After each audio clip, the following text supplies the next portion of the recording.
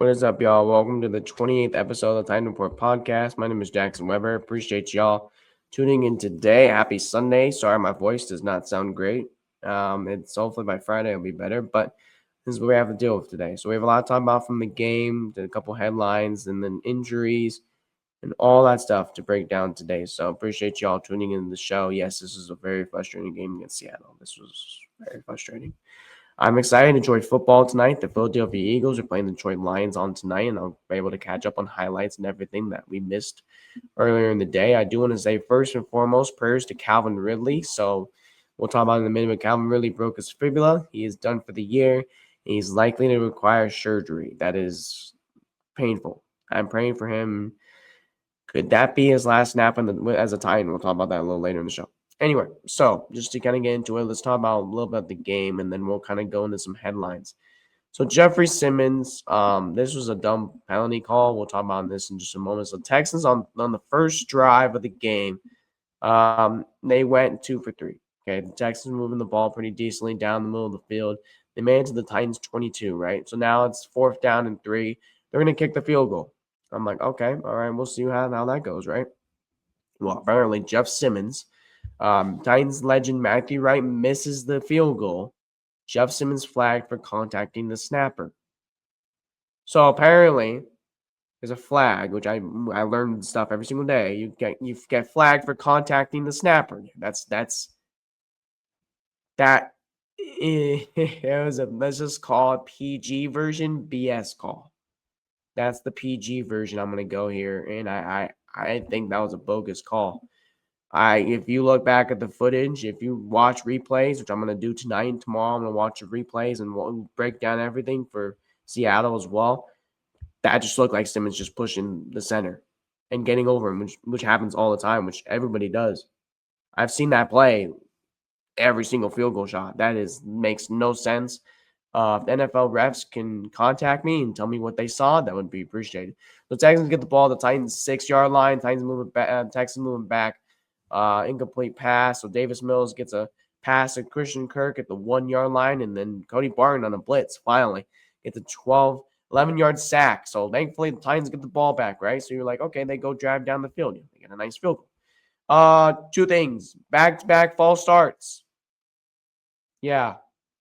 I hate that. So J.C. Latham, 3 false starts today. One of them in this drive. Lloyd Cushenberry with the false start. The Titans committed 6 penalties on this first half, and with the 37.5 yards or whatever it is, I can't remember. You can't have that happen. JC with 2 penalties on this whole segment alone. JC had 2 penalties with false starts, and that's just cannot happen, man. You're antsy, but at the same time, no, that cannot happen. So we'll talk about that a little later. And then there's just back-to-back punts. This is like a punt sequence. It just felt like a punt sequence. The Titans' drives got stalled. They punted and they couldn't get things going. And the Texans got things going and they stalled. So it's just like back-to-back to back-to-back. And there was end of half. And then finally in the third quarter, the Titans get another field goal. And again, guess what happened? Another penalty. So, again, the Titans' penalties just keep on stacking up. And then the Texans obviously get a touchdown. The Titans' defense gets tired here because they're on the field a lot in this game. And the Titans, obviously, Jeffery Simmons brought this up later in the game. Titans' pass defense was horrible in the second half. I'm not going to hide that. I don't care who it was. It was horrible. It was really bad today. And the Titans punted, and then boom, the Texans get a field goal. So now it's 10-6, and you're like, okay, great. This is going to be one of the worst low-scoring games you've seen. And then obviously a thing that Cam Ward is so good about is not fumbling the football. And then there you go, he fumbles the football. I have to watch that clip again to see how I think it was Will Anderson against Dan Moore on that left side of the screen. And Dan got twisted around, and Will Anderson just came boom. And he came around this way, and then this happens. And the Texans get another field goal. So it's nice to see they get another stop, and then boom. This is the drive I want to talk about a lot today. Excuse my voice. The 2 drives we're going to be talking about a little bit today. The Titans with the touchdown. Obviously, they moved the ball really well in this last drive. No Calvin Ridley. Alec Iamaner was in and out a lot of this third and fourth quarter because he had a hamstring injury, and we'll see how he goes later in this week because the Titans receiver room is thin. And I imagine they bring up Restrepo. It's about time. It's about time they bring up Restrepo. And I would imagine this week if they don't bring up Restrepo, I don't even know what to say to you guys at this point. I don't even know what he has to do to make the roster. I think he's going to make it this week. Obviously, yes, Cam Ward gets sacked right towards Houston 37, and you're like, oh no, and finally he makes a nice pass to Chig, and I think Cam Ward really did a nice job moving the ball. He ran on this drive finally. We've been talking about this. Cam Ward's one of those things to get better is to start running the ball. If the pressure's coming at you, run. And he's finally starting to do that more and more weeks. Hopefully that they start doing that more in practice. And then obviously Cam Ward, that big completion to Chig Okonkwo, who's really had a good game today, especially in the third quarter and fourth quarter. And then they get a nice screen pass to Van Jefferson at the end, right? Finally, Van Jefferson's a play action pass, move to the right. Cam Ward tries to move the offense right. Boom, you get that touchdown. Love that. And that's a drive the Titans needed for momentum. And I know they lost. It was frustrating. But I think for the Titans moving forward, this is a drive to look at and to move on and to have momentum to. Because if they can keep doing that, boom, they're going to win a lot more football games. And then the Texans, they went down and got a field goal. It was frustrating. This big play was covered. I believe it was Ironman Davis. I have to look back. And see who it was. Excuse me. It was the Nico Collins. It was Hooker. Excuse me. My apologies. And again, you can't have that happen. And Texans got momentum, and Woody Marks ran up the middle, and it's very frustrating. So that was a very frustrating end of that drive. We just got a final here. Don't want to move this in a moment, but we just got a final in the NFL right now. It's going to be a big game for the Titans next week.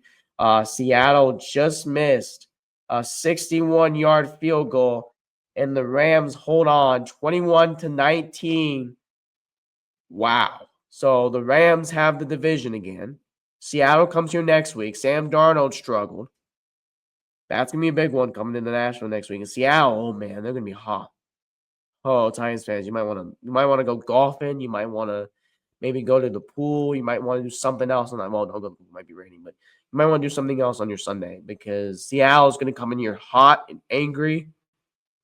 I wanted to go to the game if I were you and try to make some profit off that ticket. So, and also another news: Shadur Sanders is playing. Dylan Gabriel is currently down right now, and Shadur Sanders is in the game. So again, a guy that people keep telling me that Cam Ward is worse than Shadur Sanders. Well, that's not true. I'm just gonna say that. But anyway, yeah, he's coming in. Baltimore is currently winning 23-16. Titan legend Derrick Henry got a big touchdown today. So Shadur's coming out, and we'll see what he does. I'll keep you guys updated if he does score a touchdown or anything like that.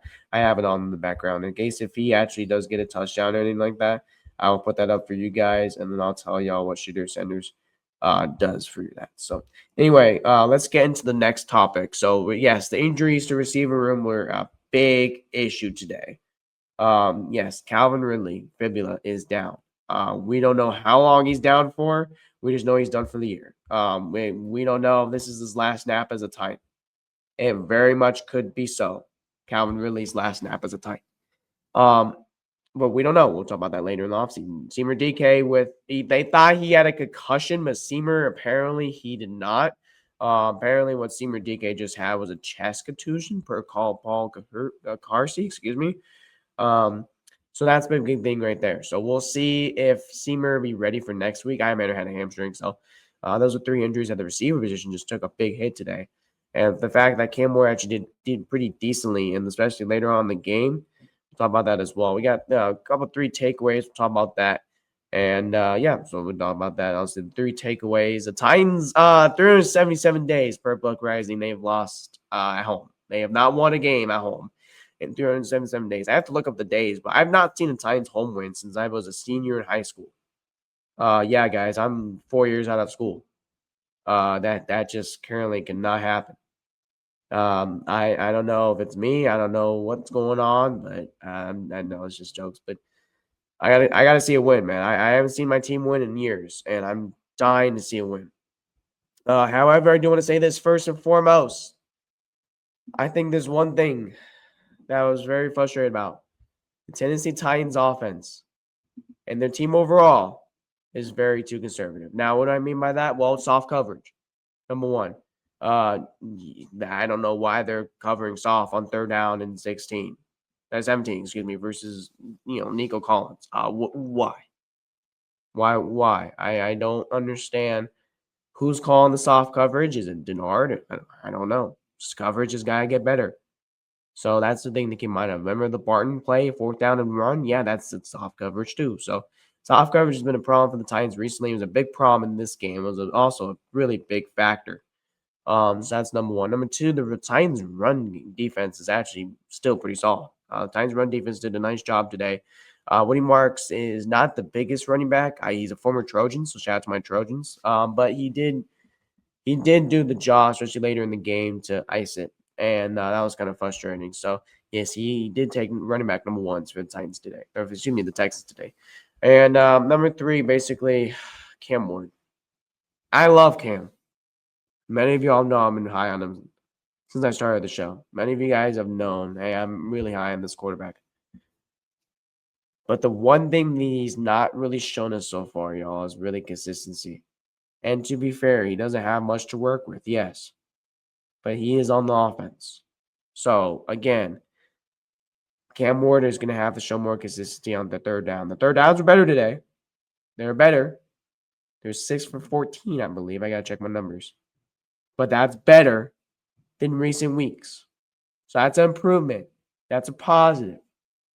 But again, I want that drive that they had in the last game to start in the middle of the game, in that 3rd quarter, in the 2nd quarter. We need more drives like that. And the Titans need to figure out a way on their offense how to make better plays. Cam Ward, nice to see him run on the ball on the ground finally. I mean, he had that big, nice 20-yard gain. I think just starting to see him move around, get outside the pocket, right? Move left, move right. If there's pressure, try to run up the middle. There you go. And hold on that football, please. At least he didn't throw a pick today. So that's one thing that you guys can say. Receiver room. Gunnar Helm, again, great game from him today. Mason Kinsey, I know he had 3 targets. One guy turned around. It was also kind of on Cam. The ball was he was off his back foot. The ball wasn't really that great. But still, I mean, just good to see other receivers also get in the mix. Gunnar Helm, too. Chig, also good to see him get 3 catches. That touchdown from Van Jefferson. So, again, the receivers just getting that positive step to next year and see who's going to actually be the future of this team and who's not going to be. So, anyway, that's some things I just want to say. I do want to say I saw that Stephen DK punt return. That was a big hit. So hopefully he's okay. But Derek Baker actually led the team in tackles today. So another player than Cedric Gray led the team in tackles today. So that was another thing also too. And also good to see Titans get another pressure to the quarterback. 4 sacks today on Davis Mills. I'm blanking on him right now. I don't know why. But that was also kind of positive too to see that. I know Titans fans are probably obviously traded Draymond, like I keep mentioning, but good to see Arden Key. Arden Key, man. How are you doing? Arden Key was incredible. Arden Key played his best football game today, and Arden Key mentioned to the media, "Hey, it gets hot later in the years, so and then later in the month. So good to see Arden Key get a half a sack. So, excuse me, and I like to see that as well.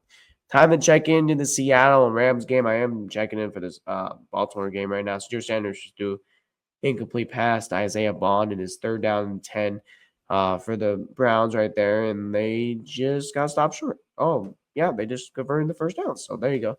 All right, so Sam Darnold, 29 for 44, 279 yards, and 4 picks today. So Sam Darnold, 4 interceptions. That's something to keep in mind on. So next week, obviously, Seattle's offense is going to be really hot, and they're going to be really pissed, and that's going to be something to watch for. Rashid Shaheed, watch for him also. He's going to make some big plays for Seattle's receiving room next week. We can see Cooper Kupp. We can see Jackson Smith. JSN is what we're going to call him. That guy is a freaking beast. Another game today, over 100 yards. He has over 1,000 yards this season. That guy has been one of the best receivers in the league so far. So that's a guy to keep an eye on as well. So definitely watch him. Next week's going to be kind of brutal. We'll break that down next week. And then the last guy I do want to talk about is Cam Ward a bust. And who's he going to have a quarterback competition against? Well, a lot of you guys want me to name Will Levis and Cam Ward quarterback competition. And here's the thing. I'm just going to be honest with you. It's not going to happen.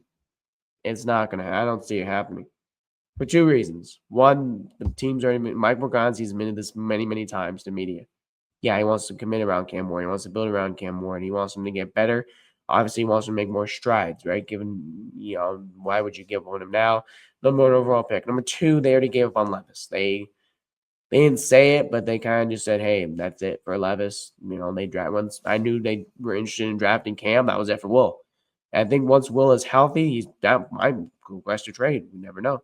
That can be also in the picture. So I don't really see a quarterback that for training camp. I might see him maybe competing with another guy, but with Levis, I don't see him being with Levis at all. So I think Cam Moore's going to stay the quarterback number one right now. And broken up touchdown. So anyway, but that's just the point here is I don't think Cam Ward's going anywhere for a long time. He's got to make a lot of improvements. Obviously, running the football, like we mentioned just a minute ago. I think he's got to move around the pocket. I think he's got to make some better throws. I think he's just I'm not sure he's making the best throws or the worst throws. I just think he needs to put a little more air on it. And he needs to make a little more timing. This timing needs to get better. So, and accuracy. All right. That is it for me on the Signing Report podcast. I am done talking. You guys now can watch. There's some game clips in here. So, at the end of this show, there's be game clips. See y'all. Signing out. 2 minutes self-inflicted things today, like all around. Say what we want, but 3 and out. We got to be better. I'm tired of sugarcoating it. I'm tired of sugarcoating it. We need to be better, especially at home. Can't have that many false starts. We need to be better. We can't keep sitting up here saying the same thing, trying to sugarcoat it for the media, for anybody. And I said it in the locker room. I said it on the field. I'm tired of sugarcoating it. We need to be better. At the end of the day, we need to protect Cam better. Simple. How do you guys feel as a defense when knowing if you give up 2 touchdowns or whatever, that it's going to be hard to win? At the end of the day, it's about complementing football. We have to play better team football. Game ball, AK, down the drain. Sometimes the offense will be playing good. Sometimes the defense, but how can we play good as a team, 3 faces? We not playing good team football right now, and it's showing. And Mike said it at practice Friday. We had freaking 4 false starts Friday. We playing at home. We shouldn't have that many false starts. Don't care. I'm tired of taking feelings. I'm tired of losing. That's what I'm tired of doing. Guys on this team fight. Ridge fighting. Arden, we fought all the way back from injuries. That's because the team and this game means so much to us. Everybody has to take that same approach. Take this approach. We grown men. Everybody have a job to do, and we need to attack this game. We need to attack every day with a better attitude, and like I said, we need to play better football as a team. These the hardest ones. Yeah. We had plenty of opportunities, especially in that fourth quarter. I'll say we had about 3-4 sequences where we could have put points on the board and come out with a dub. We just got to be better in situations. We got to be situational masters. How'd you feel? How'd it feel to be back out there with Jeff? You guys were very disruptive. Oh, man, it felt great. Put a lot of pressure on myself. Like I talked to Jeff during the week. Putting pressure on myself. I got to go. I missed 4 weeks. That's a whole month of football. That's a lot of ball. I put pressure on myself. All right, how tough is it? We were in the perfect coverage for it, and just he made a play. I don't know what happened on that side. I was on the other side of the formation, but coverage-wise, we were in a great coverage for that route, and he got it. I don't know what happened, but that's one where that was for that drive, that was the nail in the coffin right there.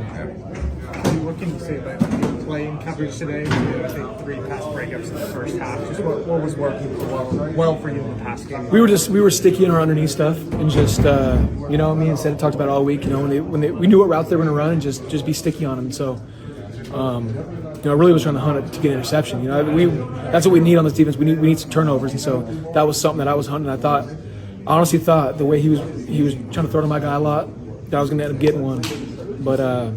That's just something I got to do more. I have to be able to find a way to get a takeaway to help the team. Did that change at all after the second half? You guys went up 6-0, and then they just kind of started scoring on a couple of drives there. Yeah, they stopped doing some of the stuff they were doing in the first half. They stopped working the underneath middle as much. But for the most part, they had two drives in the second half or something like that they scored on. But I felt like for the most part, for most of the game, the defense was tight, and we just got to, as a team, figure out a way to win and just put it all together. You know what I mean? Just win. We should have won that game. How much early sequence maybe give you guys some juice? You get the Say that again? How much did the early sequence maybe give the defense a little juice? You get the penalty on Jeff, and then you guys get a stop down there that ended with your sack on 4th down. Yeah, I felt like that penalty was pretty soft. Yeah. I mean, at least what from the replay said or what it showed, but that was big for us to get a stop on 4th down. That brought a lot of life to the stadium, to the team, and just we want to capitalize when we had that momentum in our favor. Well, you probably replay a lot of plays in your head after games. Yeah. Where you remember this game more for the good things y'all did, or for the drive you gave up late. I always remember the good things. I mean, obviously I remember all of it, but I'm gonna remember it just for this is when we should have won. These are the ones that you think back on. It's just, I mean, I've said it numerous times. This is a game we should have won. That's a mental thing. You just got to do better. Simple as put. Nothing to it. You just got to do better. It's a penalty. You can't get penalties. Was there something different? You say mental, but this Yeah, game. nothing different. Just penalties. Can't get a penalty. What was behind the mental? Ain't nothing. We caught the cadence. We wanted to mix up the cadence to change up the procedure. I executed that poorly on three occasions. So each of those 3 times there was a change in cadence. I mean, this is like you want to vary the cadence in general. So it's like, I'm not saying I don't remember vividly what each cadence was, but I'm saying like you want to execute the cadence. Did you feel like you had to be a little bit jumpier going against the rushers you were going against? There are premier rushers, but I mean, you want to get off the ball, so I wouldn't say you want to jump it. How much you feel like you hurt the team with the 4 penalties overall? I don't know the stats on it. But I know we converted one of them. I know we scored on the other drive. I don't remember the second one, per se. I think we got a field goal out of it, but I could be wrong. At the end of the day, though, it's not about how I feel. I think you just want to play penalty-free. Penalties hurt the team, kills drives, drive kills. I think it's actually very possible for a team to get better. You've seen it plenty of times. You see teams catch fire, go on streaks, different things like that, find a way to turn it around. So I definitely think it's very much still possible. I mean, we're not coming to work and quitting. So we're going to come to work, we're going to keep playing hard and every day, and it might turn. How much of a gut punch was the 3rd and 16, I guess, conversion, especially the way you guys have kept this team in it? Like I kind of told everybody, I mean, it's 3rd and 17, game on the line. This is the NFL, you got to make those plays. You know what I'm saying? As a defense, we got to make that play as a defense. It's 3rd and 17, there's really no other way to put it.